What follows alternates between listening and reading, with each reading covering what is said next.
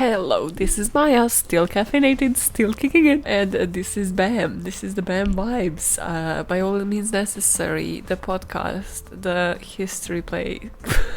The play on history, where I'm bringing you this time because we are going into 1920s. We're doing the first old-timey, gang-fueled episode. And the whole time I was researching this, I was thinking, first of all, how brilliant it is and how I knew nothing about anything in this episode. Like, not a single fucking thing. So yet again, because it's a hitman, I need to cover his boss and I need to cover the era, so to put everything into the perspective for you and try to make it sound the way that when my great-grandma, who is still alive by the way, fucking kicking it, love my grandma, shout out to grandma who doesn't understand a word of English, will never listen to this. She's a legend. She's born in 1933, so it's the way that, she would tell me a story and then just make it sound like it's a freaking movie, and it's usually just about wars and poverty in the streets, and yeah, pretty much how I'm gonna try to make this story feel, so you feel it on your skin, even though none of us lived during this era. Yeah, let me just raise my expectations and then just quickly drop them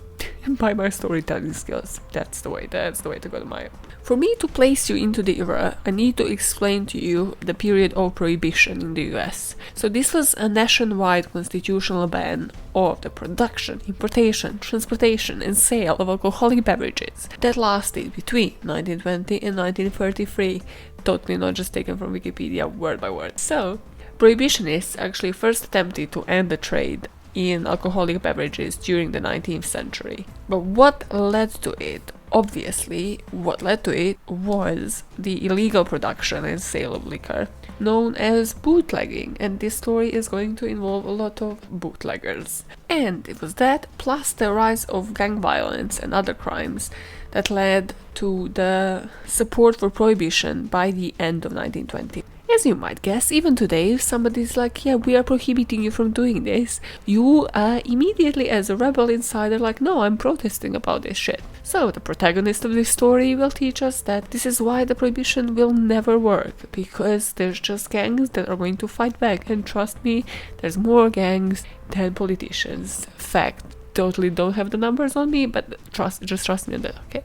So, prohibition would prove an enormous boon to the gangs of New York, with Siegel and Lansky, his childhood friend and a gang member, joining forces with one of the underworld's rising stars, Charles Lucky Luciano. To understand Benjamin Bugsy Siegel, we need to understand his boss, Lucky Luciano, first.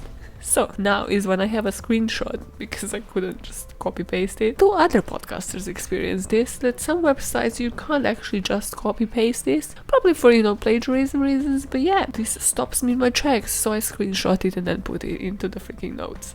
Did you know, the screenshot says, gangster Charles Luciano told various stories about how he actually got his nickname Lucky. So a lot of them are very heroic and obviously include like murderous attacks, like the one in 1929 that kind of gave him like the scars on his chin and the drooping right eye. But also the nickname has been attributed to his gambling luck or just to a simple mispronunciation of his last name. It just goes from like the most heroic to like people just couldn't fucking pronounce your name, mate. At least I don't mispronounce it to Maja, okay? That will scar me for life. I just hate it every single time. When somebody calls me for the first time, they're like, Maja, what is wrong with you? Why would anybody name the child that way? Get a grip.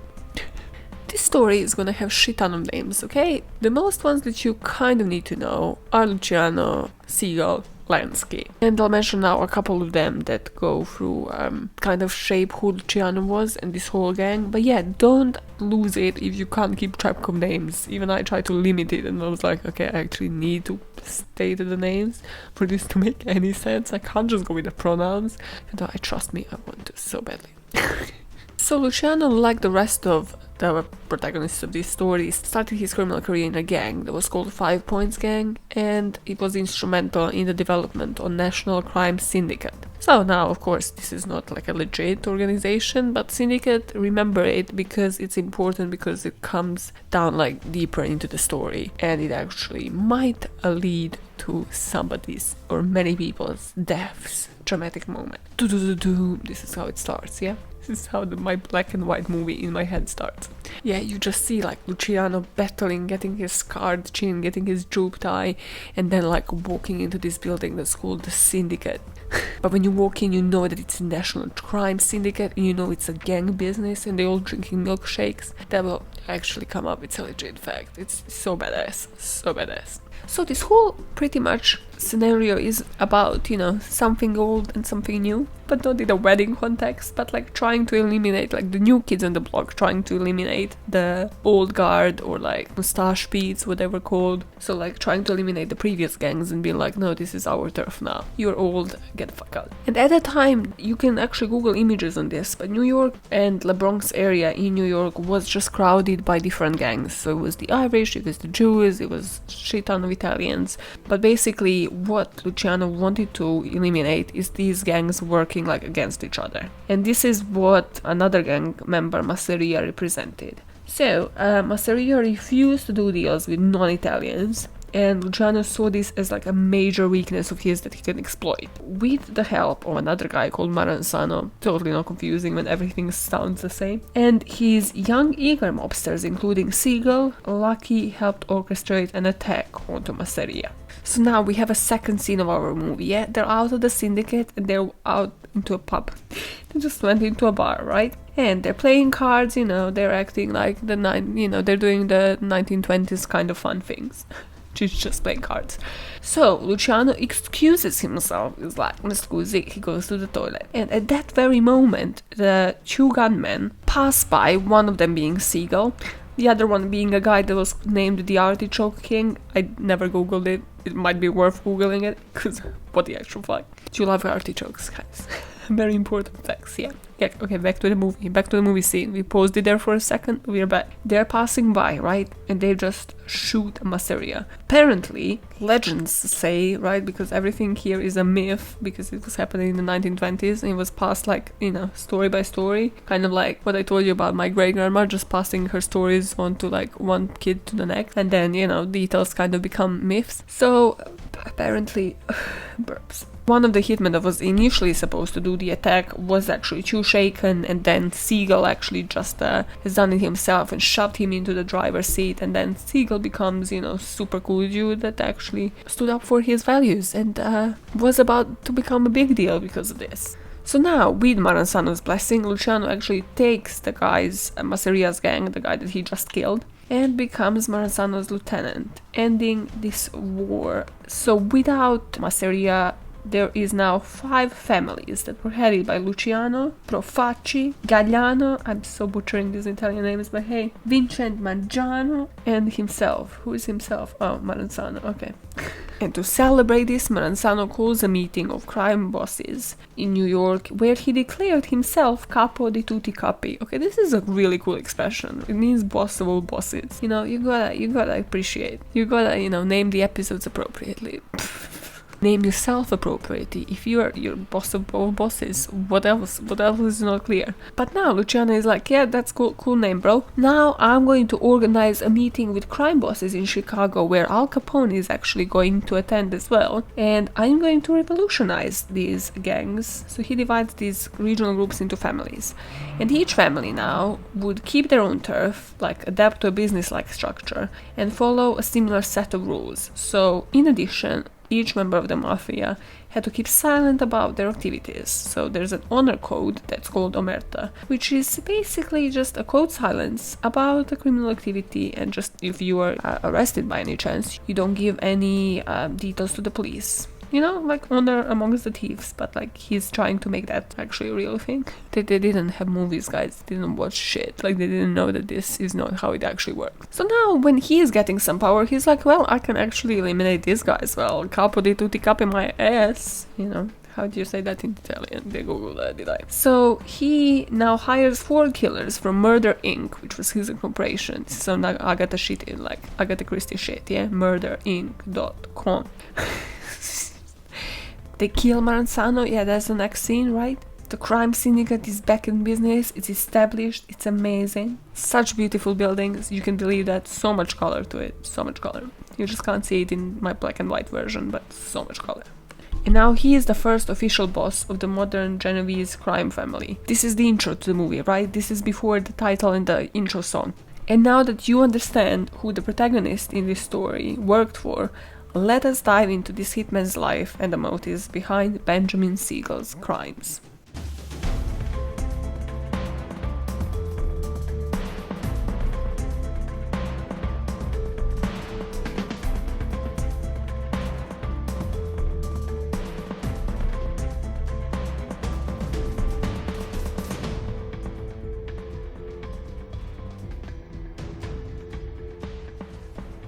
So let's focus on the events that led to his discovery now. So Siegel could only kill so many fellow gangsters before they actually started looking for revenge. So the NYPD was on his tail and has already been monitoring him closely, and after he went on a spree and killed 3 rival mobsters, word got back to him and Lansky that it was Siegel's turn to be marked for murder, because that's just not what you just spread them out.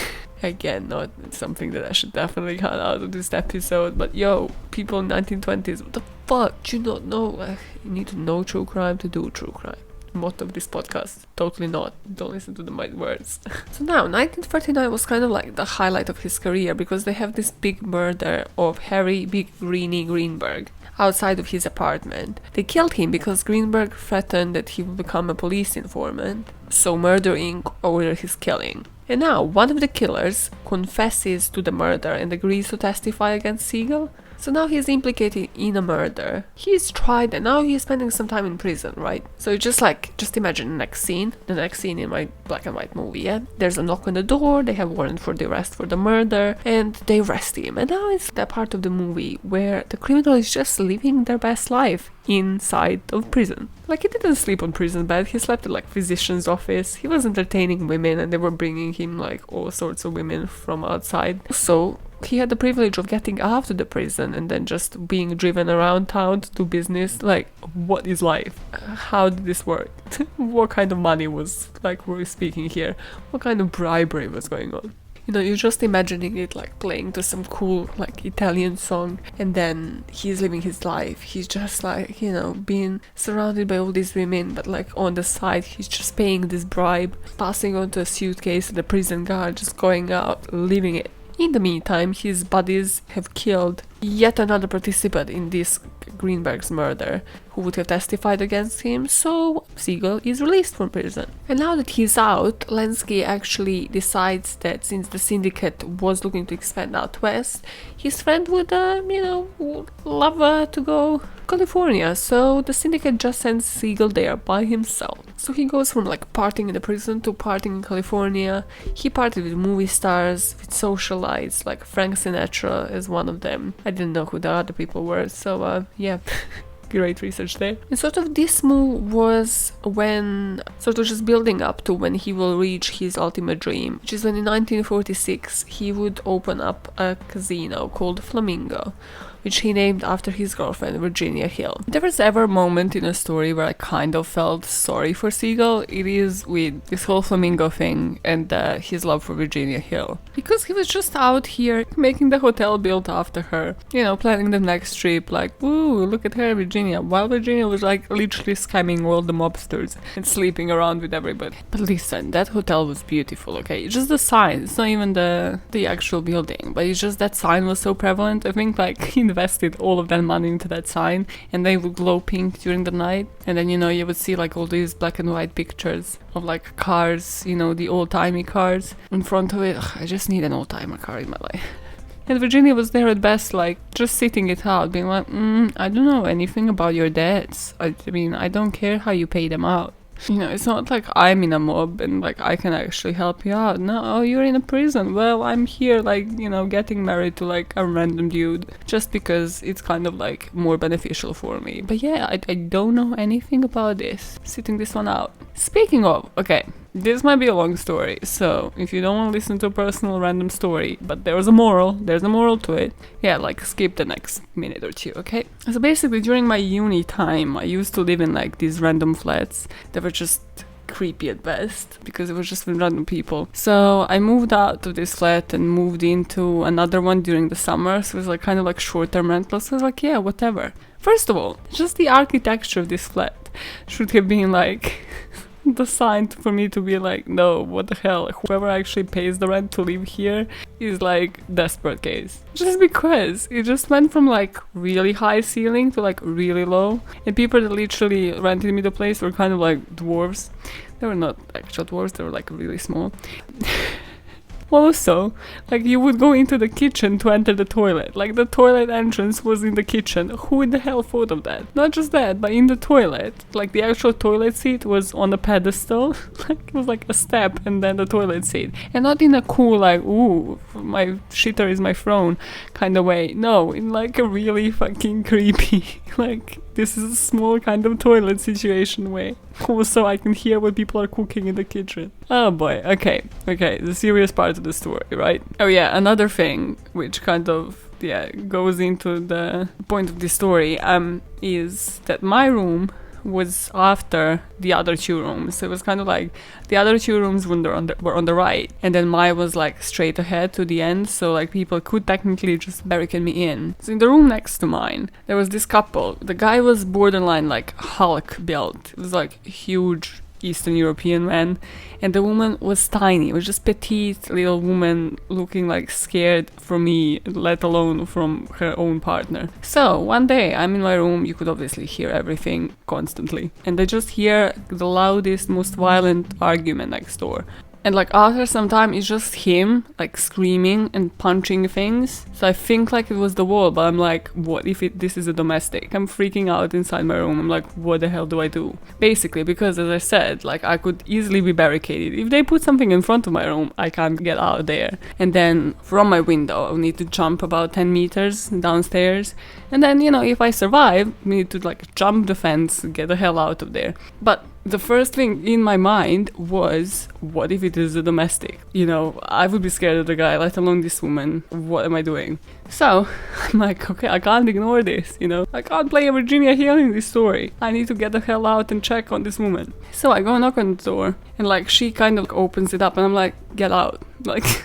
Like, no, I've seen enough movies to know that this guy can be holding a gun against you. Like, get the hell out. I wanna question you. So she does, and I'm like, are you okay? Do you want me to call somebody? What the hell? Like, blink for help, basically. She just gave me that look, like, this woman not minding her own business, you know? She's just like, it was just a loud argument. So, listen.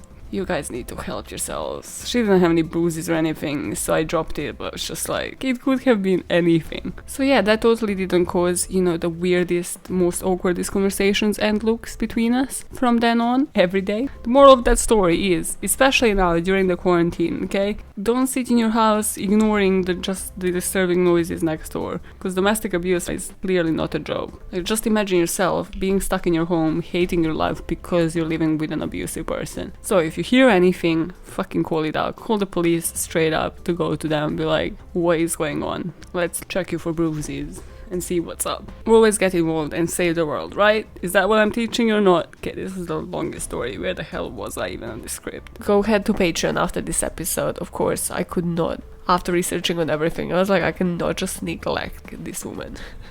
So I researched and have done a mini episode on Virginia Hill.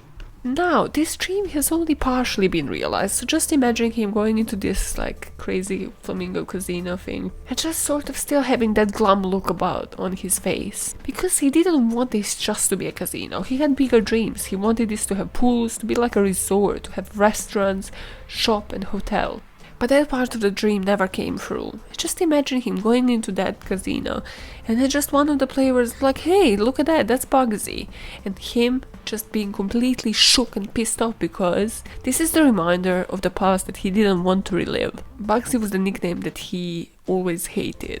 So he sends the security to kick this guy out, and the word spreads quickly through the casino. Never call Benjamin Siegel Bugsy again. So in these casinos, Ben developed a system where the national horse races results would be distributed to his casino. So apart from gambling, this casino race wire is now a legitimate business. So this is not like the shady thing, it's actually like a real thing. But yeah, it's not in my movie because I don't fully understand it, okay? But this is now when Virginia Hill is in play. both of them were said to be like really desperate to prove that they fit in, and both of them were violent. So this is like a match made in hell. So, you know, we have a couple of scenes where, yeah, Virginia Hill is there, like, you know, with a classy hat on her head, looking all glamorous and being like, ooh, he's like, you're my flamingo, look at this, I named the casino after you, you're special. And yeah, we just have that like Casablanca moment of 1920s. But we are now in like 1940s, so yeah, it's still my choice. The moments we have. So now, if you remember, he actually didn't complete his project, which was, by the way, financed by his old buddies, so by his gang. Like, they put like huge investments into this. So he's getting pressure from the syndicate from New York to actually see some profit. And guess what? Ben is hiding that he is actually in debt, because he might have known how to be a hitman, he might have known how to be a great gang member, but he had no clue how to do business. So this casino didn't have a single profitable month.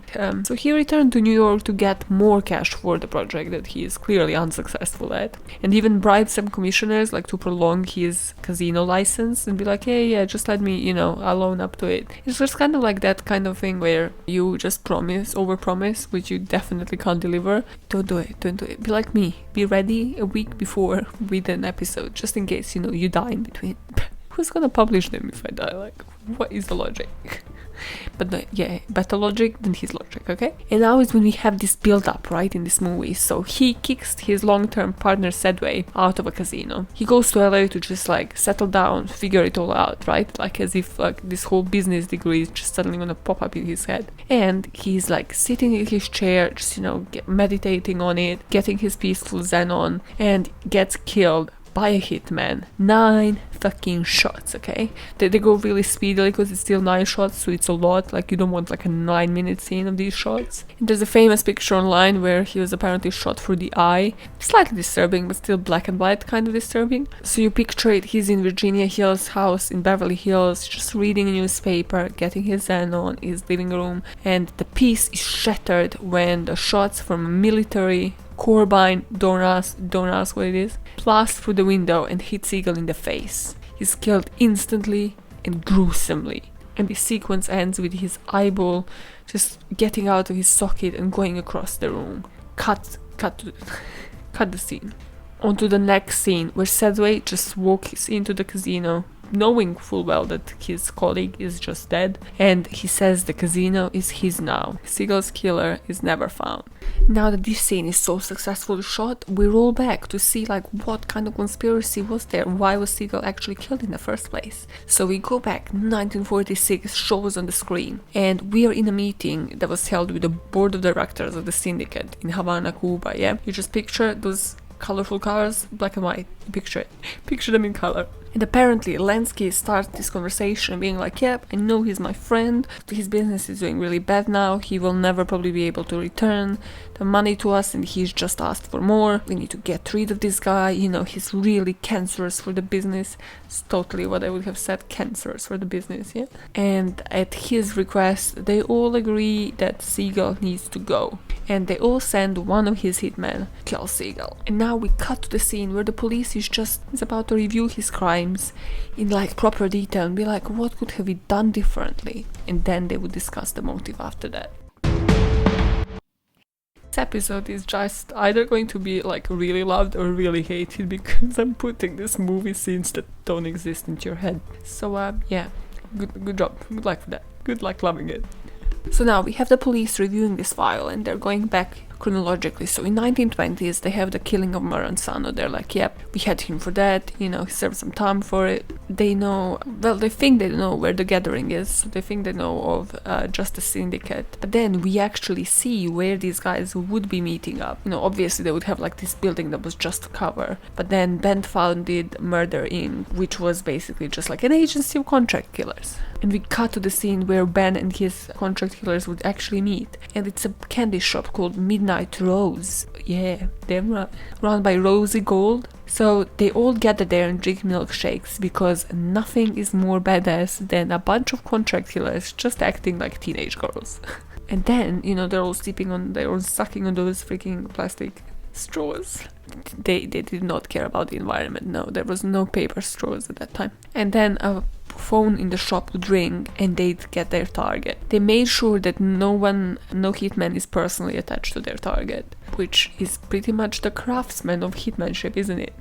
Like, yeah, you don't stalk them, that's not your job. You just get the name, get how much money you're gonna get, and you go and kill them, right? Am I missing out something? Why is this mentioned here?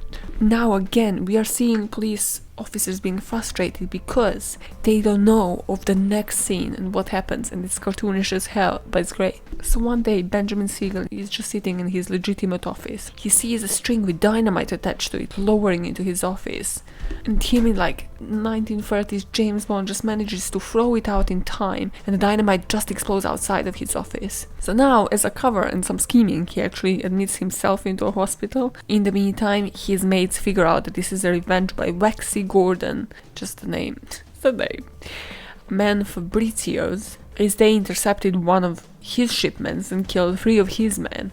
Remember when I told you about the 3 men just being killed? Like, straight up, you don't do that, because then people come for you, man. So Ben gets out of the hospital during the night and kills the brothers, kills the Fabricios, and returns.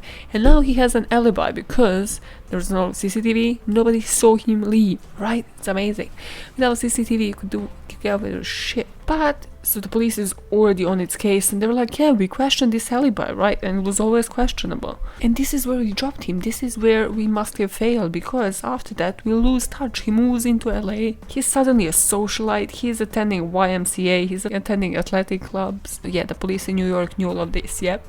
And they've heard of his schemings in LA, right? Okay, this is totally not a fact, but it's how the story goes, yeah. So what Siegel used to do is offer actors like managerial services, like he's an agent, but then he would also go to studios with the same offer, and then he would obviously take percentage from both. So he would actually get to manage like high-profile actors. So now is when he actually gets to control, gets involved into gambling again, and takes percentage by sending them this race wire. So his mate, Lesky Luciano, from the East Coast, is sending him some intel. So they're telling him to find this gang boss, Dragna, and to give him a subordinate role. So they were like sort of putting some fear into this guy. But then, because these syndicates like bookmaking wire operations are having so many problems with Siegel and how he doesn't know how to run business, they decide to give some percentage of the racing wire to Dragna, which pisses Siegel off. Because despite the fact that he's actually controlling some offshore casinos and a major prostitution ring, which is kind of like a fact that nobody develops any further in this whole story, I'm like, well, that's great, yeah, that's the part that we should skip. Like, as if I care about race fire. I don't understand this. I understand prostitution,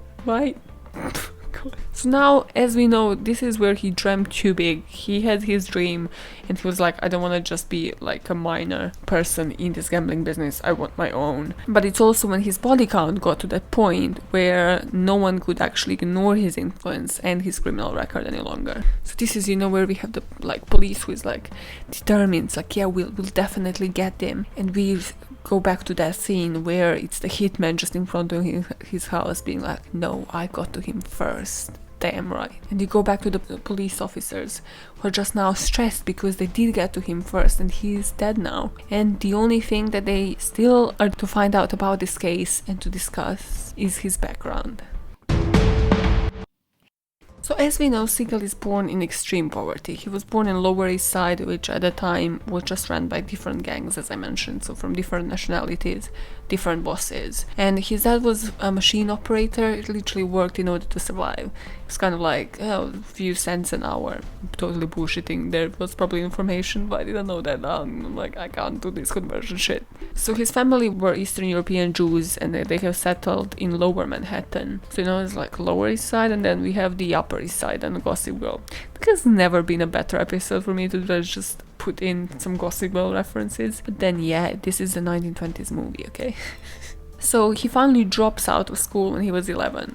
Finally, I had enough, like so many years of school. What does this, like, what do I need this for? And he joins street gangs. So he got his nickname Bugsy because he was violent even as a kid. So they used to call him crazy as a bed bug, as he would say back in the days. Crazy as a bed bug. Crazy as a bag of nuts. He can literally make anything work, because that's how ridiculous this expression is, you know? As a person who like named this podcast so beautifully, I know, right? You gotta love how this can only work as a 1920s movie, because the next sentence is, even as a teenager, he would steal bags of change. He just immediately got hooked on the thrill, so they would just steal like bags of change from the shops or wherever, and then make a run for it.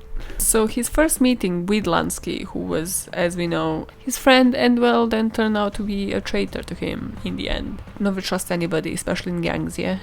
Especially in gangs. So apparently there was this unfair game on the street and people pulled guns on them. Lansky managed to pull Ben out of it, which was hard because Ben was violent and he just, wanted to fight. And it was literally just the police was just about to approach, this is the scene, And Ben trusted him enough and let the run go, and they just ran together from the cops. This is when the bootlegging went, sort of the start of the business, Everybody needs to, even gangs need to start as a startup. Okay, so this is when bootlegging started. So they formalize the gang together, and this is when they would stop a liquor truck on the road and steal it. And there is again this legend / myth / something that probably has been told so many times that it just appears like an unrealistic story. So apparently Ben got ambushed as he was surrounded from 3 sides, but he managed to still get into the truck and take the driver out and ran it into the other vehicle that was full of all these people that surrounded him suddenly.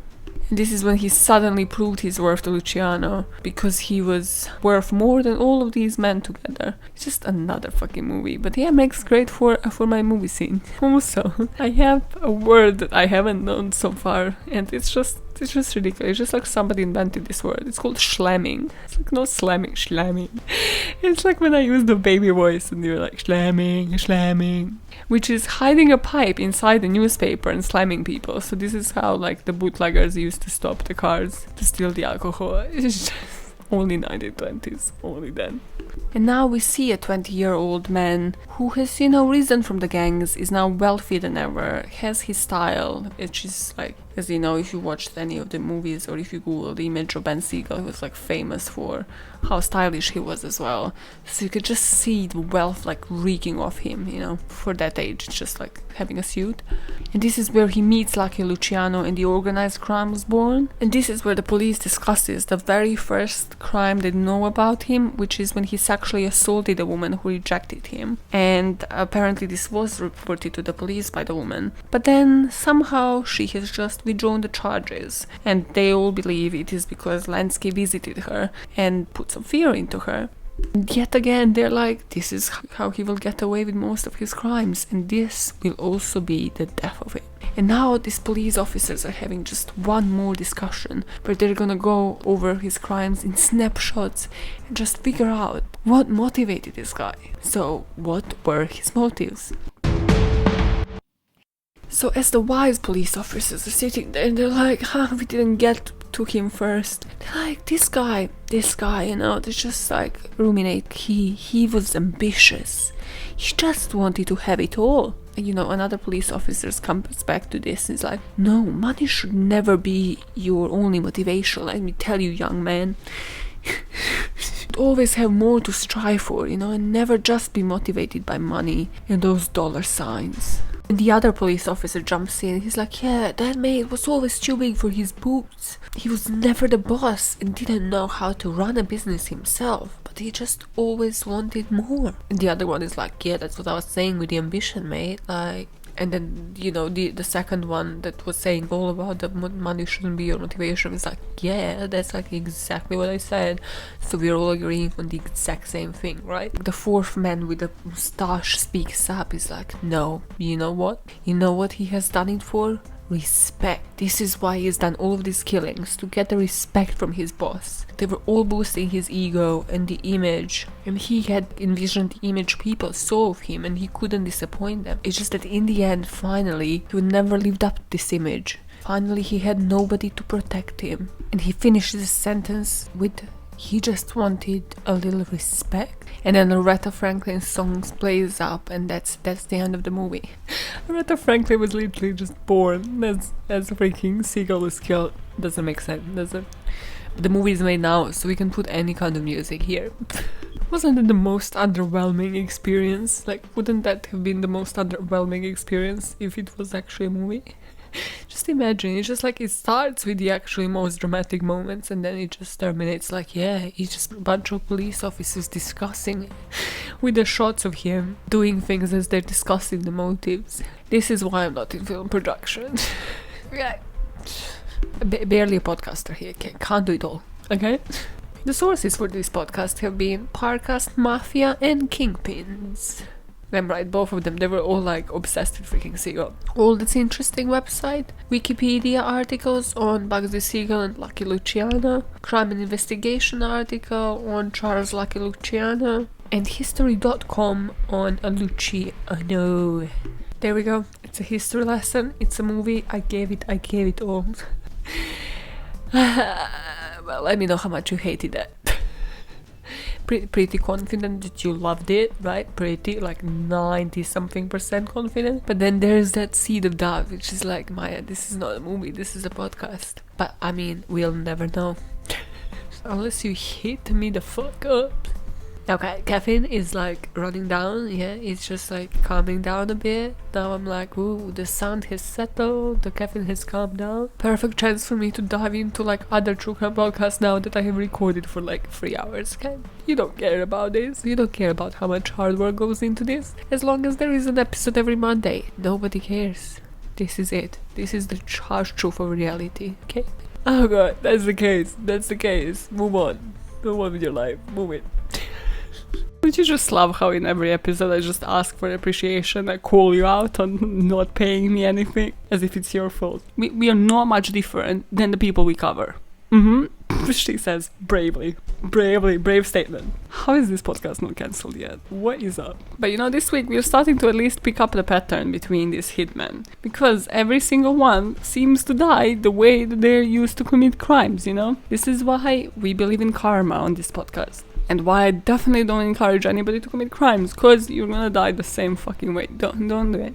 Especially not now, like, people are getting released out of prison left, right and center because of coronavirus. Like, you don't wanna go into it. Nice segue there, because I mentioned the Marshall Project last week. Well, what I didn't mention, what kind of happened in between then and now, was the release of one person that I covered in this podcast due to coronavirus. I am, of course, speaking about Tekashi 69. So he still has 4 months of his sentence to serve, but he's gonna serve it from home because he has been one of those people early released from prison due to his asthma, so he's like more at risk of getting coronavirus and then having like severe health problems. It's just the luck that this guy has, and then the way that he pushes this luck is just always beyond me. The information from this is from the article on Vulture, which has kind of like gotten into details about the conditions of his release. So they're not revealing where he has been released to, so they said like he is gonna stay at an address approved by the defendant's probation officer.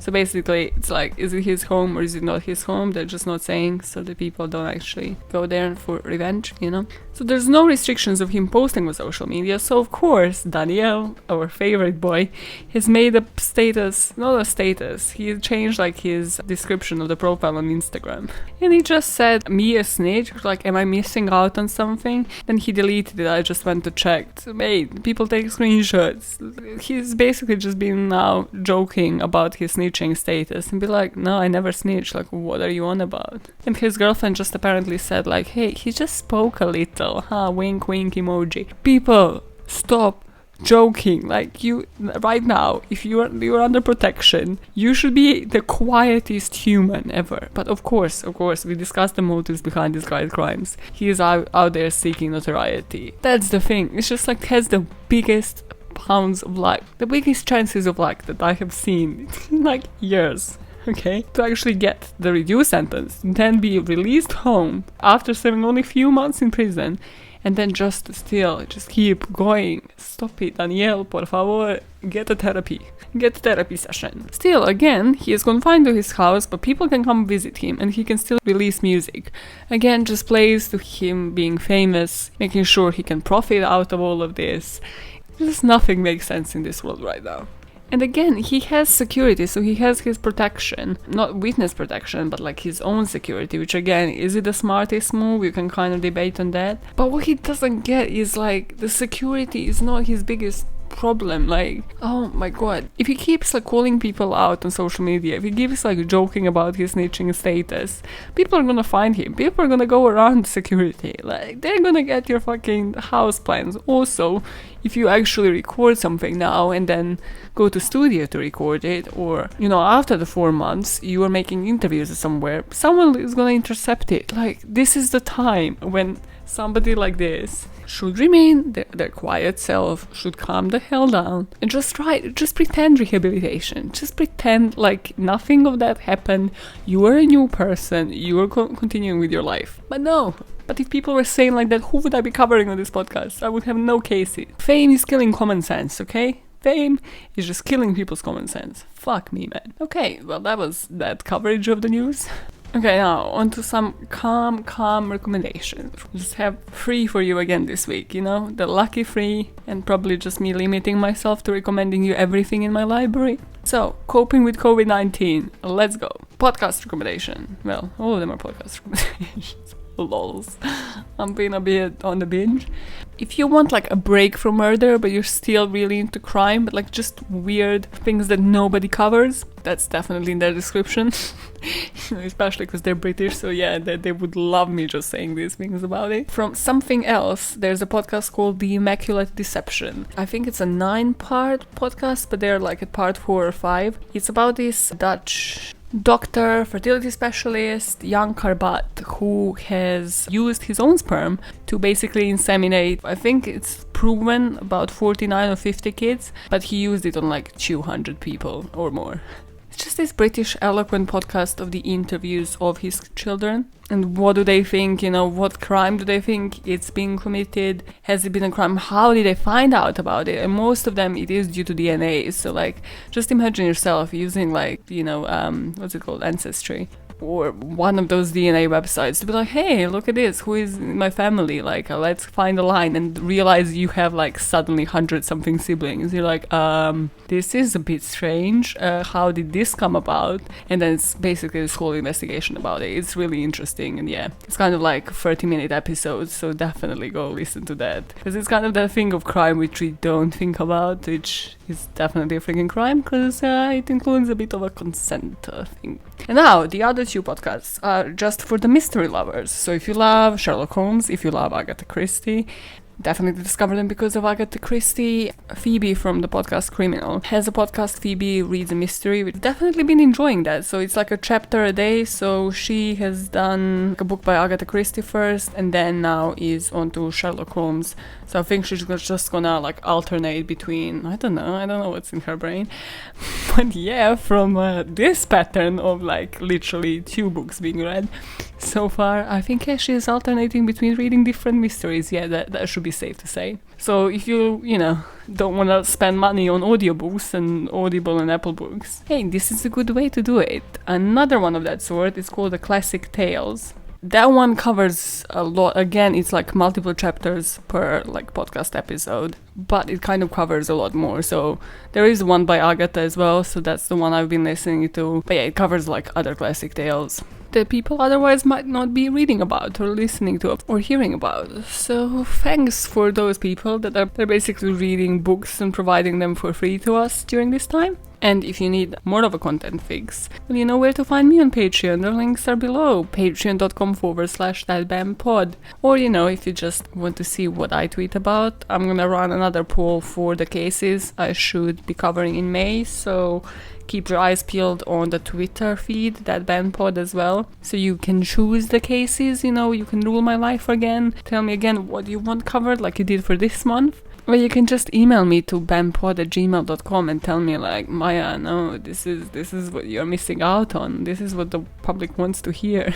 So see, interact with me. Hello, I am out to play. What? By out, I mean in the cyber world out. I'm definitely not out there playing on the streets, okay? Stay home, stay safe. Listen. And let me leave you with this note, okay? Yeah, your next Zoom call note, okay? Motivation is a myth. Just listen to young, wise Maja, okay, of 27 years, has lived through so much. It especially pisses me off in this work-from-home environment where people are like, no, I need to get up, do my workout like I would every day, go for a walk, have a shower, put a suit on. Like, no, You don't need any of this shit. Also, just a thought, if you actually do need all of that shit, just question yourself. If you need all of that to motivate yourself to do your work, do you actually care about your job? Do you actually want to be in that place? Do you want to work for that company? Yeah, just a thought, you know, just not to depress you on a Monday. But why are you doing this? Why are you doing all of this? If I had to motivate myself to get out on the street, like have a run or do a workout every day, boy, I would never do it. Trust me. Since day one, as a child, when my parents would literally get me to the place, I would be like, I don't wanna, I'm just gonna do it. I don't wanna, fuck it. So yeah, fuck motivation channels, gurus, all of these accounts that are just there being like, this is how you do it, this is how you work from home. No, this is what people post for clicks to get paid. Okay, don't fall into it. What you do, you get up and you log onto your laptop and you just start doing work. Yeah, let me be your voice of reason, okay? Let me enlighten the masses. Me, the young Maja, the person that will probably have this podcast cancelled just by the bullshit I'm saying on it. Yep. This is who you want to listen to, okay? Yeah, but don't push this and go into another extreme where you join a Zoom call and you just say like, hey, I didn't want to join this, but hey, here I am. Don't do that. I mean, unless the people you work with are super extra chill about it. So yeah, hope you're coping with this right. If an old timing case has taught us anything, it is that even this corona time is just going to be passed from next generation to the other, and the information and the feelings and everything is just gonna be lost, and everything is gonna sound like, did this really happen? Was this a myth? Is this actually how they used to work? So live it now, okay? Feel every emotion, experience everything you're experiencing, and just, yeah, don't fucking hope that you're gonna get up motivated every day to do it. No, I got up today. What was the day? I did not know. And here I am. Got up, recorded this. Damn right. Bam. You know, it happened. So you go follow the steps of young Maja, okay? And one more thing. Yeah, you know what's coming. Keep making the motivation a myth and keep making the world a better place. One motive at a time. It's so hard to say goodbyes, but it has to be done, okay? Bye.